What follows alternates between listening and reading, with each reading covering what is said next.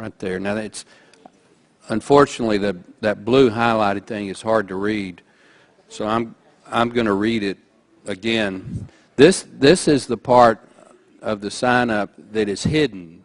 The applicant does not see this, but it is in the source code. And what that blue highlighted area that's been circled in red says is, you have no reasonable expectation of privacy regarding any communication or data transiting or stored on this information system. Now, Ms. Campbell and Mr. Slavitt, y'all both said that y'all were HIPAA compliant.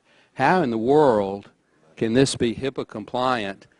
Which HIPAA is designed to protect the patient's privacy, and this explicitly says, in order to continue, you have to accept this condition that you have no privacy or no reasonable expectation of privacy. So, sir, that would be the decision made by CMS. So you're not, this is news to you? You're the main prime contractor. You've never seen this before? Sir, that's not we are the prime, one of the prime contractors, yes. Have you seen this before? Were you aware this was in the source code?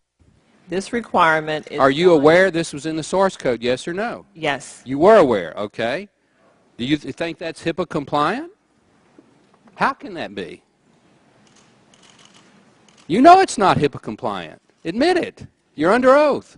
Sir, that is CMS's decision to make what... I asked if you thought that. You just told Mrs. Blackburn that it was HIPAA compliant. You know that's not HIPAA compliant. You admit that you knew it was in there. It may be their decision to hide it, but you're the company, not you personally, but your company is the company that put this together.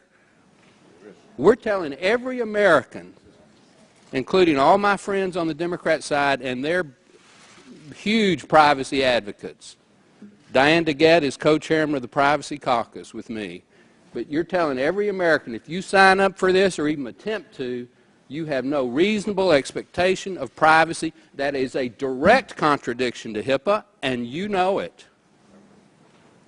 Yes or no? Once again, CMS has us comply to a set of rules and regulations that they've established under our contract. And that is a CMS call. That is not a contractor call. To break the law. You're now saying that CMS made a decision to break the law. Do you agree with that decision? Sir, I cannot speculate on CMS. All right, well, let me ask Mr. Slavitt. This is the first time I'm seeing and becoming familiar with that source code. Okay, so you weren't aware of it. I was not aware of it. Okay. Well, let me go back to Ms. Campbell. She's at least admitted she knew about it. Who made this decision to hide this or to put it in the source code in the first place? I can't give you that answer. I don't. All right. Who do you report to? I don't know the to? answer to that question.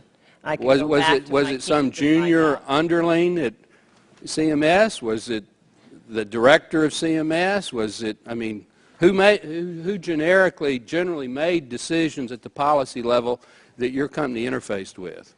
Give me that person's name. There are many decisions made under this program over this last two and a half years. So is this another example of where things just go into a cloud?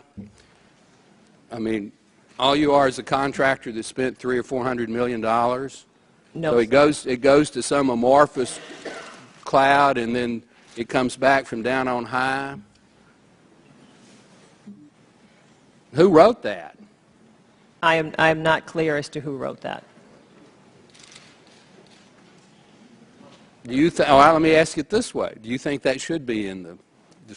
Do you think that should be a requirement to sign up for Obamacare? That you give up any reasonable expectation of privacy? Sir, that is not my jurisdiction. You're a U.S. citizen. Statement one way or the other. Well, I'll answer. I don't think it should be. I don't think it should be.